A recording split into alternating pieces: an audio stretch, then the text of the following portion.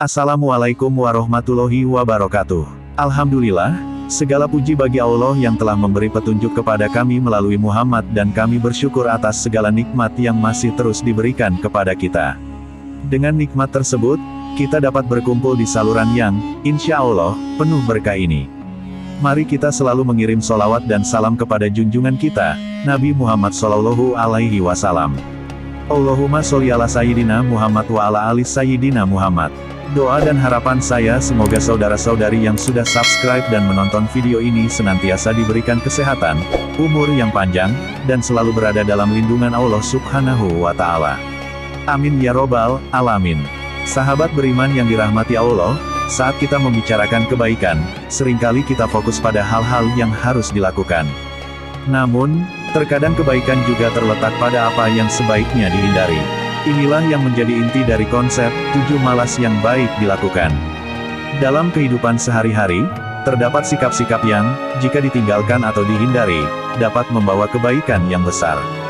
7 sikap tersebut bukanlah hal yang perlu dikerjakan, melainkan kebiasaan yang lebih baik untuk dihindari. Dalam serangkaian prinsip ini, terdapat hikmah yang mendalam yang dapat membimbing kita untuk menjalani kehidupan yang lebih bermakna. Apa saja 7 malas yang baik dilakukan ini?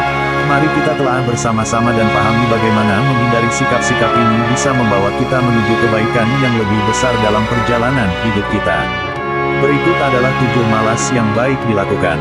Yang pertama, malas iri hati, dan janganlah kamu iri hati terhadap karunia yang telah dilebihkan Allah Subhanahu wa Ta'ala kepada sebagian kamu atas sebagian yang lain. Karena bagi laki-laki ada bagian dari apa yang mereka usahakan, dan bagi perempuan pun ada bagian dari apa yang mereka usahakan. Mohonlah kepada Allah Subhanahu wa Ta'ala sebagian dari karunia-Nya. Sungguh, Allah Subhanahu wa Ta'ala Maha Mengetahui. Yang kedua, sesuatu yang sebenarnya hanya membuang waktu berhargamu adalah iri terhadap kesuksesan orang lain. Nabi Shallallahu Alaihi Wasallam melewati 2 kuburan lalu beliau bersabda, keduanya sedang disiksa. Dan mereka disiksa bukan karena dosa besar. Yang satu disiksa karena tidak menjaga kebersihan ketika kencing, dan yang lain disiksa karena berbuat ghibah. Yang ketiga, malas untuk mendramatisir kehidupan. Permasalahan terjadi di dalam hidup karena hasil dari dramatis yang kita lakukan. Kita lebih merasakan penderitaan sebagai akibat dari perbuatan kita sendiri. Allah Subhanahu wa Ta'ala tidak membebani seseorang melainkan sesuai dengan kadar kesanggupannya. Quran Surat Al-Baqarah ayat 286.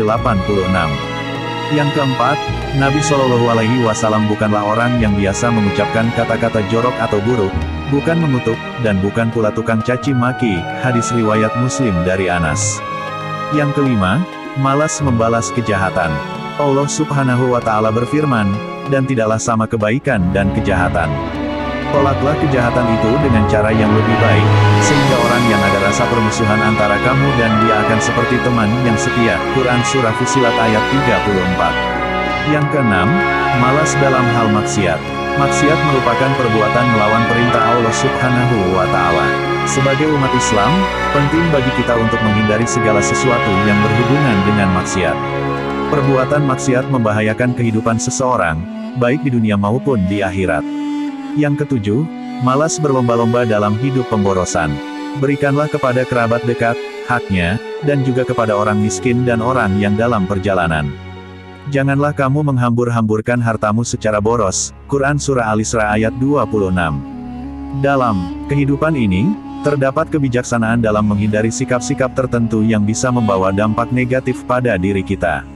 Konsep 7 malas yang baik dilakukan, mengajarkan bahwa kadang-kadang, meninggalkan atau menghindari sikap-sikap tertentu bisa menjadi bentuk kebaikan bagi diri sendiri dan juga orang lain. Semoga prinsip-prinsip 7 malas yang baik dilakukan, menjadi panduan yang berguna bagi kita untuk menjalani kehidupan yang lebih bermakna dan penuh kebaikan. Mari terus belajar dan tumbuh bersama, menuju versi terbaik dari diri kita. Semoga penjelasan ini bermanfaat dan dapat menambah wawasan kita semua. Amin ya Robbal Alamin. Wassalamualaikum warahmatullahi wabarakatuh.